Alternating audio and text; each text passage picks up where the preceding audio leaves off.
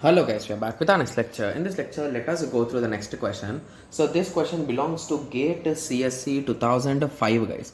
Okay, so the question is the time complexity of computing transitive closure, okay, of a binary relationship on a set of elements.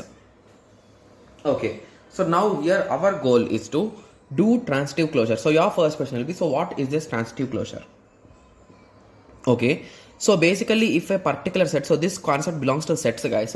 So if you are having a clear idea, you will be recalling it guys anyway, so don't worry. So assume that if a set is having a 1 comma 2 and if it is having a 2 comma 3, with this if you say that this set is a transitive, if you apply transitive closure for this, so it should have along with 1 and 2 and 2 and 3, it should have 1 comma 3. So this concept is a transitive guys. Okay, yes. So in terms of binary transitive, so let us assume an example in this way. So assume this as 1. So from 1 you can have two options. So I'm writing in terms of sets guys. Okay, yes. So here we are having a 2. Okay, here we are having 4, and this 2 is also connected to 3, right? Yes. So 1 is with 2, 2 is with 3. So at the end you can say that from 1 there is a path to 3.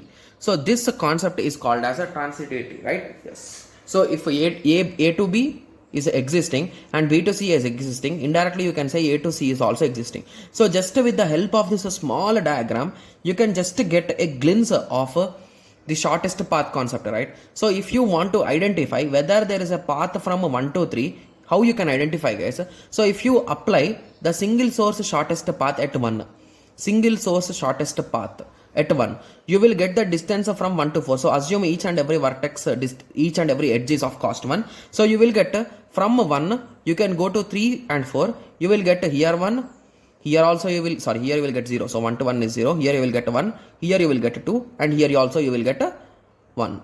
So by this understanding you can directly say that from 1 to 3 there is a path, right? Yes. Similarly, if there is no 3, so assume in that way. So 1, 4, 2, okay, and 3 is also connected here, and 5 is not having any connection. Okay, so in this situation what will be the result guys? So 1, 2, 3, 4 and 5. So it will be 0, 1, 1, 1, and here instead of 5 there is no path, so the distance will be infinity. So just by observing these kind of things, so whenever it is a 2 or greater, you can directly connect them. So in that way you can apply transitivity, right? Yes. So what I told, you can apply any single source shortest path algorithms. Okay, so if you take a standard algorithm like Flood-Warshall or any algorithm, the complexity of Flood-Warshall will be big O of n cube guys.